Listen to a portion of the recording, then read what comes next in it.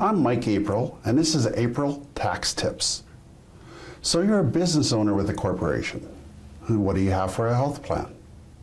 Nothing? Moving to your own business was a great idea. You thought of suppliers, customers are coming, revenues are flowing in, you have money in the bank. What about if you need a prescription? Maybe a massage, physio?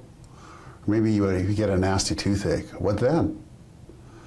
Well, you probably looked at some health plans and felt that you couldn't afford it. Yet. What if I told you you could have your cake and eat it too? That's right. It's called a PHSP, or Private Health Spending Plan. Has to be administered by a third party, so you just can't expense it directly into your books. You have to go through a third party so that they can approve the expense claim. And when they give you the thumbs up, then you can deduct the expense. And how it works is that through this third party company, you create a yearly ceiling. So let's say $5,000 as an example, that you set as a yearly ceiling that you could spend on anything. You could spend it all on prescription drugs. You could spend it on all $5,000 on chiropractic if you want to, or massage. You could spend it on dental. You could spend it on glasses for vision care. There's actually no limit or categories that it gets pigeonholed into. Like most health plans, they'll only pay up to 80% of a prescription. They'll only allow you up to 7 massages a year. Or some of them don't even have vision plans, so they might only give you your eye test reimbursement, but they won't pay for your glasses. So those kind of limits are usually what the major health plans have limits to, whereas with this PHSP, or Private Health Spending Plan, with that maximum amount, you can choose what you're going to spend it on.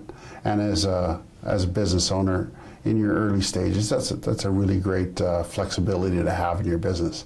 The other cool thing is it's pay as you go, meaning there's no monthly premiums, and you only have to pay when you use it. So if your health is fine and nothing's come up and all of a sudden you want to go for dental cleaning in next month, and you go through the appointment, then that's when you would actually submit that payment. So an example of how it would work is that you would pay for it, let's say on a credit card.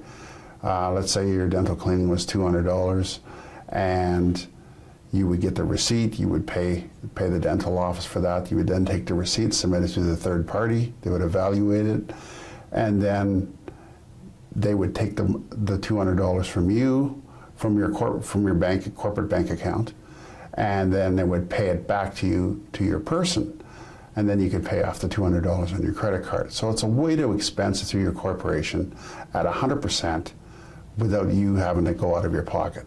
So let's take a look at that in a situation that happened that I actually went through.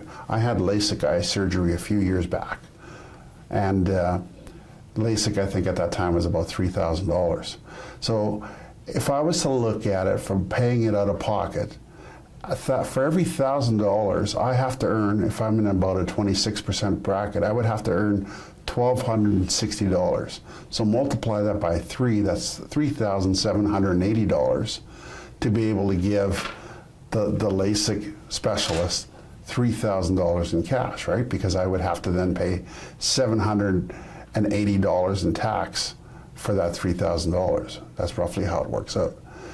However, in this particular case, I paid the $3,000 to the LASIK company, put it on my credit card, submitted my $3,000 expense receipt to the third-party company. They then expensed my corporation $3,000, and then the corporation paid it, and then the third-party company gave the $3,000 back to my personal account, and then I paid off my credit card with it. The advantage of that is that it's 100%, my LASIK eye surgery was 100% expensed by my company, reducing profits. And when you reduce profits, that means you have less taxes to pay, right? So actually it was like a win-win and then actually another win. So a couple things to wrap up with here. You need to be a corporation to set up a PHSP. It doesn't work with if you're a sole proprietorship or a partnership. And another big bonus is that if you have any staff member, you can include them in the plan as well and provide them benefits so they can, enjoy chiropractic or massage or, vision care or any of that as well. And if they don't use it, I've had employees that have had the opportunity to use it and haven't used any of it. And so it doesn't cost my business a thing. And if they choose to use it, well, then it's just an expense that I anticipated. And again, it gets deducted from whatever profits I have in my company. And that's a good thing. That's it for this episode.